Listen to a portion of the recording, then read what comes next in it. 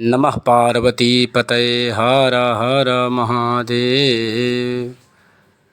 नमस्कार मित्रों, जय विश्वनाथ, जय मां अन्नपूर्णा, जय काल भैरव। आज हम चर्चा करेंगे शयन विधि के बारे में। अपने अपने समय के अनुसार संसार के सभी प्राणी सोते हैं। उन सभी चर अचर प्राणियों में प्रबुद्ध मानव जाति है। पशु पक्षी कीट तिर्यक आदि योनियों में जन्मे प्राणी कर्म बंधन में बंधे अपना प्रारब्ध भोगते हैं। वहीं पर हम मनुष्य उन सभी प्रारब्धों को शास्त्रीय विधाओं के द्वारा शास्त्रीय मार्गों पर चलकर उसको मिटा देते हैं। स्वपन्ति चैतन्य जडाश्च जीवा देवासुरा मानवयक्षरक्षान् सिनागवृक्षाश्च लताश्च लोके अथ स्वपेत क्लांत विनाश हेतु। तो सबको शयन की आवश्यकता है, सभी को सोना चाहिए। अगर शयन नहीं किए तो भी रोग की वृद्धि हो जाएगी। आइए आज हम शयन विधि को जानेंगे। कहाँ सोवें, किस पर सोवें और कैसे सोवें। विष्णु पुराण में कहा गया है कि सदा पूर्व और दक्षिण दिशा की ओर सिर करके सोना चाहिए। उत्तर या पश्चिम की तरफ सिर करके सोने से आयु क्षीण होती है तथा शरीर में रोग उत्पन्न होते हैं। विष्णु पुराण 3:11-113 श्लोक संख्या में उद्धृत है। प्राच्यां दिशि शिरस्सस्तं याम्यायामथवा नृप सदैव स्वपतः पुंसो विपरीतं तुरोगदम्। पूर्व दिशा की ओर सिर करके सोने से और दक्षिण दिशा की ओर सिर करके सोने से सदा ही शुभ फल प्राप्ति होती है, और इसके विपरीत यदि सिर करके सोने से रोग की वृद्धि होती है, रोग उपजते हैं। विष्णु स्मृति में भी कहा गया है, नोत्तरा परा वाक् शिरा। अपरा उत्तरा और अपरा उत्तर और पश्चिम की तरफ मुँह करके सिर करके न सोवें। पद्म पुराण में भी, पद्म पुराण के सृष्टि खंड 51, 125, 126 में भी कहा गया है, उत्तरे पश्चिमे चैव न स्वपेद्धि कदाचन स्वप्नादायुक्षयं याति ब्रह्मः पुरुषो भवेत् न कुर्वीत ततः स्वप्नं सस्तं पूर्व दक्षिणम। पद्म पुराण में ऐसा वचन आया है कि जो उत्तर और पश्चिम दिशा में मुख करके सोते हैं, सोने के लिए तो मना किए हैं, न स्वपेद्धि कदाचन। तो यदि सोते हैं, स्वप्नादायु क्षयं याति, यदि सोते हैं तो आयु क्षीण होता है। इसके बाद ब्रह्मः पुरुषो भवेत्, तो वह पुरुष जो है ब्रह्म हत्यारा हो जाता है, ब्रह्म हत्या जैसा पातक लग जाता है। इसलिए उत्तर और पश्चिम दिशा के तरफ सिर करके न सोवें, नहीं तो अनायास ही ब्रह्मघात का दोष लग जाता है। शास्त्र यदि निषेध करते हैं कि उत्तर और पश्चिम में सिर करके नहीं सोवें तो अवश्य ही कुछ हानि होती होगी, जैसा कि हमने बताया। और शास्त्र की आज्ञा है कि पूर्व और दक्षिण की तरफ सिर करके सोवें, तो इसका लाभ है। क्या लाभ है? तो भगवंत भास्कर और आचार्य मयूख में भी इस प्रकार सोने का फल बताया गया है। प्राक् शिरः शयने विद्या धनमायुश्च दक्षिणे पश्चिमे प्रबला चिंता हानिर्मृत्युरथोत्तरे। ये भगवंत भास्कर आचार्य मयूख कह रहे हैं कि पूरब के तरफ सिर करके सोने से विद्या की प्राप्ति होती है, और दक्षिण के तरफ सिर करके सोने से धन और आयु दोनों की वृद्धि होती है। पश्चिमे प्रबला चिंता, पश्चिम के तरफ अगर सिर करके सोएं तो आपको चिंता की वृद्धि हो जाएगी। और उत्तर के तरफ तो वैसे ही लोग सोते नहीं हैं, फिर भी यदि प्रमादवश कोई सोते हैं तो आयु का क्षय होता है। पूर्व की तरफ सिर करके सोने से विद्या प्राप्ति, दक्षिण के तरफ सिर करके सोने से धन और आयु की वृद्धि, पश्चिम के तरफ सिर करके सोने से चिंता की वृद्धि और उत्तर की तरफ सिर करके सोने से आयु का क्षय होता है। अब आगे कहते हैं कि पूरब और दक्षिण के तरफ सिर करके सोना है, उसमें भी किस प्रकार सोना है। कहते हैं कि अधोमुख होकर नहीं सोना चाहिए, नग्न होकर नहीं सोना चाहिए, दूसरे की सैया पर नहीं सोना चाहिए, टूटी हुई खाट पर नहीं सोना चाहिए तथा जनशून्य घर में भी नहीं सोना चाहिए। जैसा कि पिछले वीडियो में आपको बताया गया कि जहाँ एकांत हो, निर्जन क्षेत्र हो, वहाँ नहीं जाना चाहिए। ठीक वही बात यहाँ भी कह रहे हैं कि जनशून्य घर में नहीं सोना। लघु व्यास संहिता 2:28, 2:88-89 में कहा गया है, वांग मुखो न नग्नो वा न च भिन्नासने क्वचित् न भग्नायान्तु खट्वायां शून्यगारे तथैव च। अवांगमुख अर्थात अधोमुख होकर, नग्नो अर्थात नग्न होकर, भिन्नासने, भिन्नासने में दो अर्थ ग्रहण किया जा सकता है। जैसे जहाँ आप प्रतिदिन सो रहे हों और अकस्मात आपकी सैया बदल जाए, आपका आसन बदल जाए, तो भिन्नासने। और भिन्न मतलब दूसरे का भी, दूसरे के आसन पर, दूसरे की सैया पर। और भग्नायान्तु टूटी हुई, खट्वायाम खटिया, टूटी हुई खाट पर, और शून्यागारे तथैव च, इस तरह से नहीं सोना चाहिए। इससे हानि क्या है, तो अवांग मुख शयने बुद्धिर नग्ने भग्ने वयकक्षयः भिन्नासने तूद्वेगो शून्यागारे भयम भवेत्। कह रहे हैं कि जो नीचे की तरफ मुख करके उल्टे सोता है,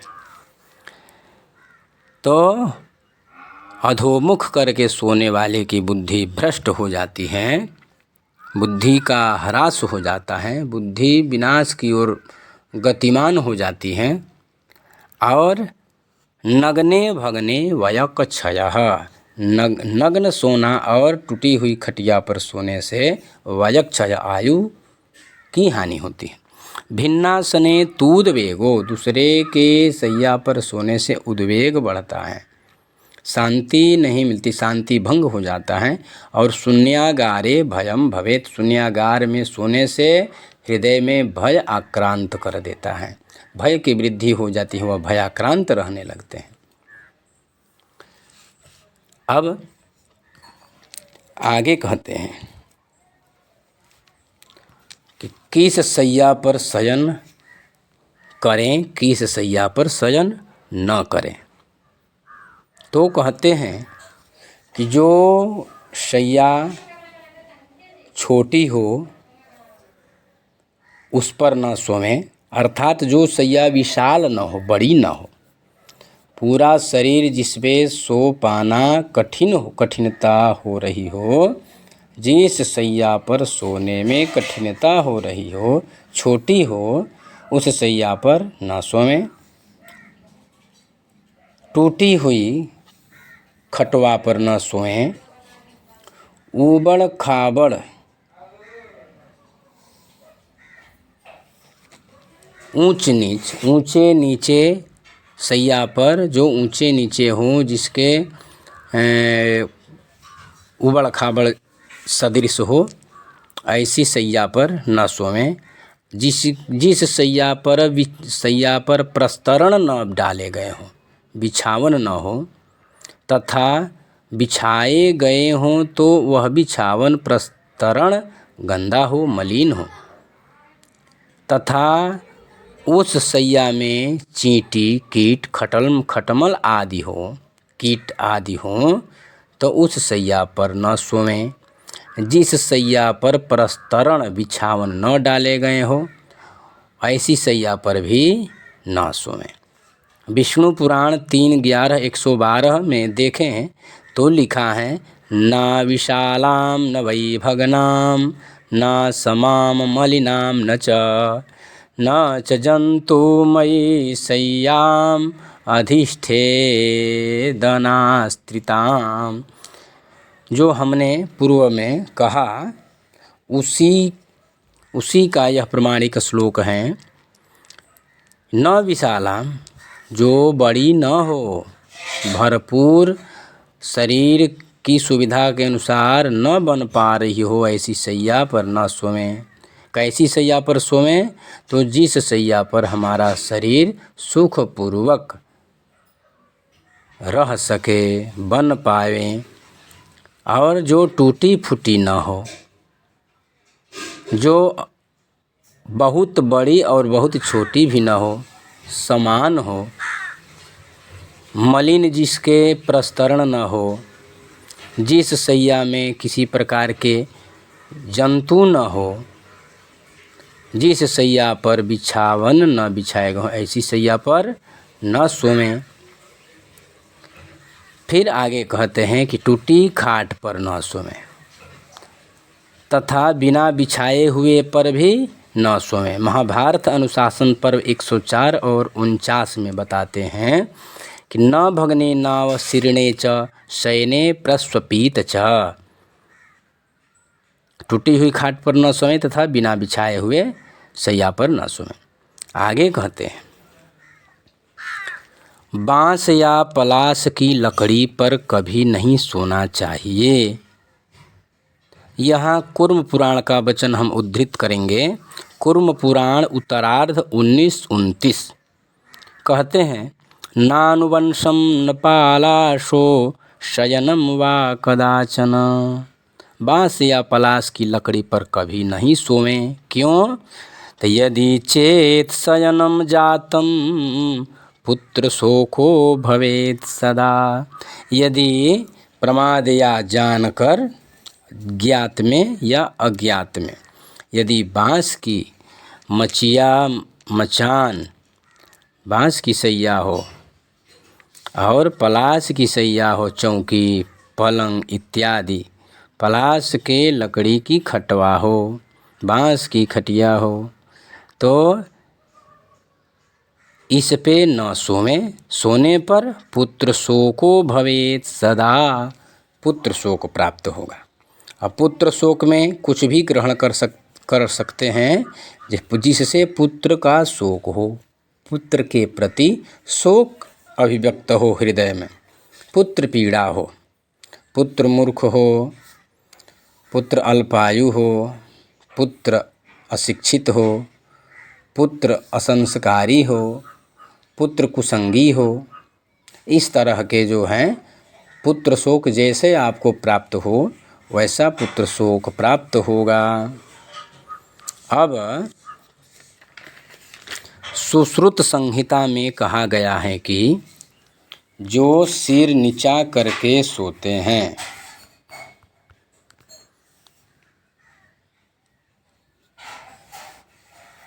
उनको स्वास्थ्य की हानि होती है। जो स्वास्थ्य की अभिलाषी हैं वे जो निरोग नैरुज्यता की अभिलाषा रखते हैं, तो सुश्रुत संहिता में कहा गया है कि वो नीचा सिर करके ना सोवें। नार्वाक शिराः सहित नैरुज्यम यदि कांक्षति। नर्वाक शिराः सहित, न अर्वाक शिरा, उल्टे। अर्वाक मतलब नीचे, पैर ऊंचे स्थान पर हो जाए और सिर नीचे हो जाए। तो ऐसे सोने से क्या होता है कि नैरुज्यम यदि कांक्षति, यदि निरोगिता चाहते हैं तो इस तरह न सोएं। फिर आगे कहते हैं महाभारत अनुशासन पर्व में कि जूठे मुंह कभी नहीं सोना चाहिए। इससे क्या होता है? जूठे मुंह सोने से धर्म की हानि होती है। धर्म की हानि मतलब जो भी पुण्य किए हैं, जो भी जन्म जन्मांतरित जन्म जन्मार्जित जो भी सुकृत आपके जीवन में प्राप्त होते हैं या हो रहे हैं, तो उसकी हानि होगी। क्यों? क्योंकि बताया गया है कि भाग्योदये न बहुजन्म समर्जिते न, श्रीमद्भागवत। बहुत बहुत जन्मों के, जन्म जन्मांतरों के भाग्य जब उदित होते हैं तो मनुष्य जन्म प्राप्त होता है। और मनुष्य जन्म प्राप्त होने के बाद भी यदि प्रमाद रह जाए, विवेकिता न हो, सदाचारिता न हो, शास्त्र के वचनों को न मानने वाले, तो वैसे भी धर्म की हानि होती है। और ये शास्त्र कहते हैं यह आचार है, शास्त्र हमको आचार सिखाते हैं। तो शास्त्र कह रहे हैं कि जूठे मुँह नहीं सोना चाहिए। इससे क्या हो, क्या प्राप्त होता है, इससे क्या होता है, तो धर्म की हानि होती है। महाभारत अनुशासन पर्व में कह रहे हैं कि न चोच्छिष्टोपि संविशेत, न चोच्छिष्टोपि संविशेत। कभी भी उच्छिष्ट मुँह, जूठे मुँह नहीं सोना चाहिए, जूठे मुँह न सोवें। आगे कहते हैं सोने घर में अकेला नहीं सोना चाहिए, देव मंदिर और श्मशान में भी नहीं सोना चाहिए। मनुस्मृति में कहते हैं नैकः सुप्या क्षुण्य गेहे, कुर्म पुराण में कहते हैं नैक सुप्या क्षुण्य गृहे, पुनः पद्म पुराण में कहते हैं नैव स्वप्या क्षुण्य गेहे। स्कंद पुराण में भी यही बात कहते हैं नैक क्षुप्यात् क्वचित् क्षुण्ये। विष्णु स्मृति कहते हैं न श्मशान शून्यालय देवतायतनेषु, और पद्म पुराण कुर्म पुराण में भी कहते हैं न देवायतनेष्वेत। अर्थात सुने घर में अकेला न सोवें, देव मंदिर में भी न सोवें और अकेला श्मशान में भी न सोवें। क्योंकि अकेले सुने घर में सोने से तो संभव कुछ भी हो सकता है। देव मंदिर में भी अकेले न सोवें, देव मंदिर में ऐसे न सोवें कि देव प्रसाद हैं, जहाँ देव विग्रह हो, देवताओं का व्यवधान न हो, देवता कब किन से मिलने आते होंगे प्रतिष्ठित मंदिरों में। और श्मशान में हमेशा भूत प्रेत म्लेच्छ आदि का आवागमन रहता होगा, इसलिए रहता ही है, इसलिए श्मशान में। अब कहते हैं अंधेरे में नहीं सोना चाहिए। पद्म पुराण में कहते हैं नांधकारे च शयनम भोजनम नैव कारयेत्, अंधकार में शयन और भोजन दोनों न करें। आगे कहते हैं भीगे पैर नहीं सोना चाहिए, सूखे पैर सोने से महान फल की प्राप्ति होती है। वह महान फल क्या है? तो कहते हैं मनुस्मृति में, अत्रि स्मृति में और महाभारत अनुशासन पर्व के 104-61, मनुस्मृति 4-76, अत्रि स्मृति 5-25 में कहते हैं नार्द पादस्तु संविशेत, गीले पैर न सोवें। विष्णु स्मृति में भी कहते हैं नार्द पादः स्वप्यात् शयनम चार पादेन नैवम कारयेत्, पद्म पुराण में भी कहते हैं नारद पादः स्वपेन निशि, महाभारत। स्कंद पुराण में संविशेनार्द चरणः, और अत्रि स्मृति कहते हैं, अब बताते हैं अत्रि महामुनि, अनार्द्र पादः शयने दीर्घाश्रियमाप्नुयात्। महान वह फल क्या है?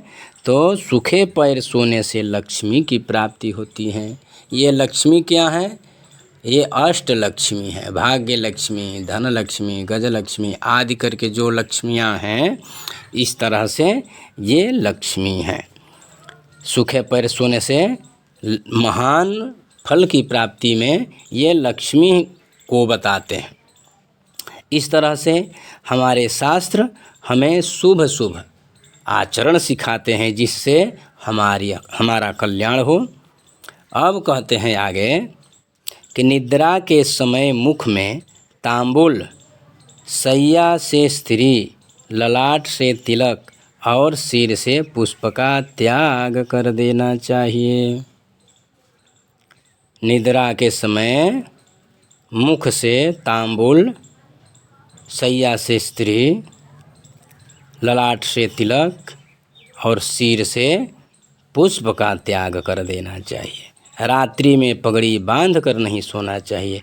इस प्रकार से हमें धर्मशास्त्र धर्माचरण सिखाते हैं। आगे कहते हैं निद्रा काले तांबूलम मुखास्त्रियं शयनात् भालात् तिलकं शिरसः पुष्पं च त्यजेत्। निद्रा समयमासाद्य तांबूलं वदनात् त्यजेत्।